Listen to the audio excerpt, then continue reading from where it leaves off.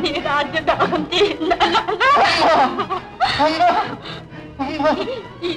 ఏలుకున్నానా ఈ రాజ్యాన్ని?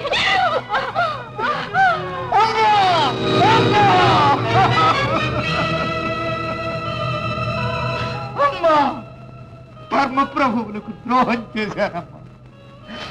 నా స్వార్థానికి పన్నెండు జీవితాన్ని బలిగొన్నానమ్మా,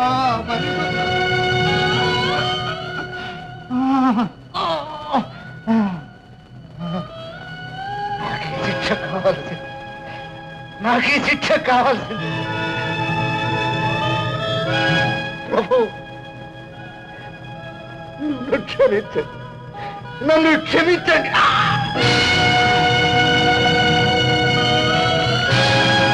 అయోముఖ విషకుంభాలు అంతరించాయి.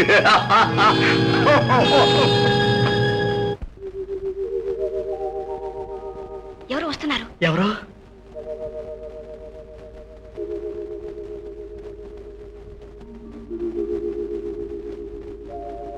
పురులందు దాగిన కుర్రదాన నవ్వుతూ నా ముందు నిలువవే.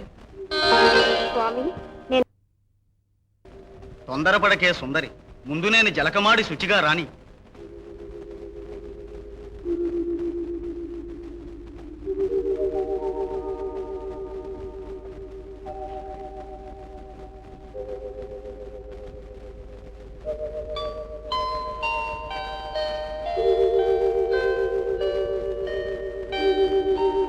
కాటుక పరంగిలోనున్న నీటుగాడా, కంటి ముందుకు రారా చెలికాడా? అయ్య బాబాయ్, ఎవరు ఎవరు మీరు? చూసేశావు, ఆ మునితో చెప్పేస్తాం, చేసేస్తాం. రక్షించండి, ఈ మా రహస్యం ఆ దొంగ స్వామికి తెలిసిందా మమ్మల్ని భస్మం చేసేస్తాడు. మీకేం కావాలన్నా ఇస్తాను. నా రహస్యం బయట పెట్టకండి, నన్ను కాపాడండి. మా మిత్రుని వెతకడానికి బయలుదేరాం, నడవలేక నానా అవస్థలు పడుతున్నాం. అందుకేదైనా ఉండండి. ఇదిగో ఈ భస్మం మీ పాదాలకు పూసుకుంటే ఆకాశ గమనం మీ వశం అవుతుంది. అమ్మా తల్లి, మీ మేలు ఎన్నటికీ మర్చిపోమమ్మా. వస్తామమ్మా, వస్తా. పదపరా, గడువు దగ్గర పడింది. పదపరా.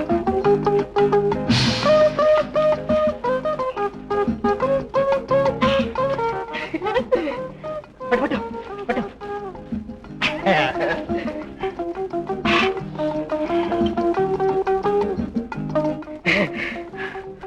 మమ్మల్ని ఇద్దండి, మా మిత్రుని దగ్గర ఇచ్చేస్తాం. చంపా, మనం పైకి వెళ్ళిపోతున్నాం.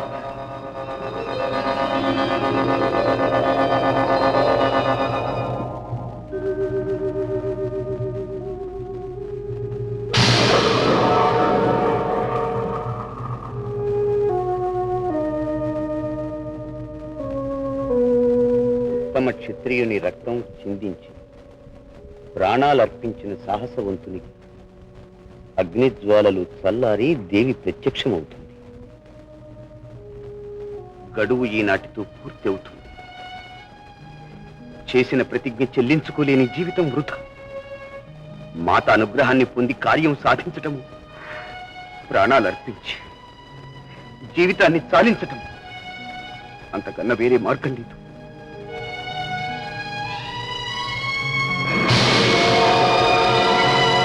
మాత, హింసాపూరిత కృత్యం ఇతరులపై చేయుట కన్నా నా శిరస్సునే సమర్పిస్తుంది.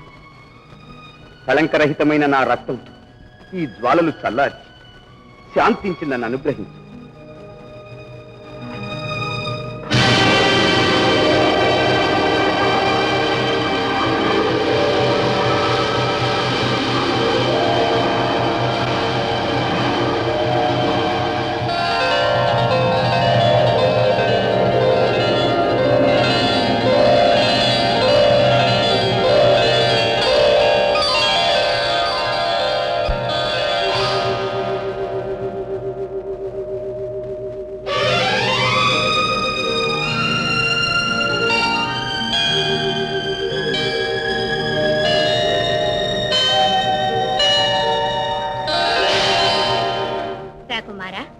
నీ ధైర్య సాహసాలతో నన్ను మెప్పించి పునర్జీవివైనావు. అకుంఠిత దీక్షతో బయలుదేరిన నీకు సర్వమహిమాన్వితమైన రత్న కంకణాన్ని ప్రసాదిస్తున్నాను.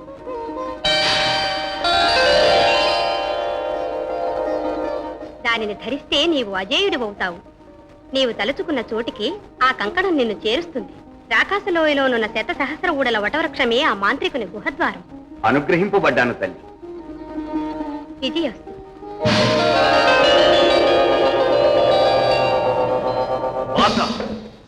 ఈనాడు నా తపస్సు ఫలిస్తుంది. నీ కళాల స్వర్ణమాల ఈ రాత్రే మెరుస్తుంది. నీవు సాక్షాత్కరిస్తావు. ఏంటి నవ్వుతున్నా? ఏవి కాదు, మృత్యుదేవత సాక్షాత్కరించబోతున్నది. నాకా మృత్యు? నేను మృత్యుంజయుడు నన్న సంగతి మర్చిపోయారా? చచ్చి బ్రతికిన వాడితో గాని నాకు చావు లేదు. మూర్ఖుడా, స్వర్ణకమలం నుంచి రత్న కంకణం సాధించి మనోహర్ వస్తున్నాడు. రాణి స్వర్ణమాల తీయించి దేవికి అలంకరిస్తే నన్నీ ముల్లోకాల్లో జయించగలిగేవాడు. ఆ మాల తీయించేలోగా వచ్చి చేరుకుంటాడు, నిన్ను అంతం చేస్తాడు. అయితే కర్తవ్యమే. ఏం చేయాలి? నేనేం చేయాలి? మనోహరకు సరైన ప్రత్యర్థి ఒక్కడే ఉన్నాడు. ఎవడు? ఎవడు వాడు? అతడే రంజిత్, అలకాపురి సింహాసనాన్ని అధిష్ఠించబోతున్నాడు. మాల తీయించి పాతకు అలంకరించే వరకు రంజిత్ ని ఒక పావుగా ఉపయోగి. ఓం భం భం భట్.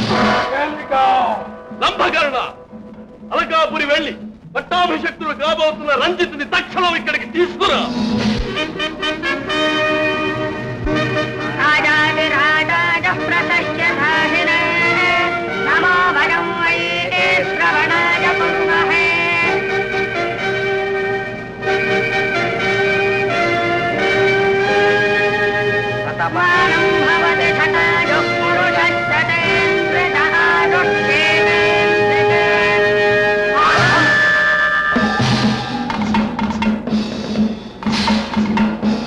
ఏమిటి మాయ?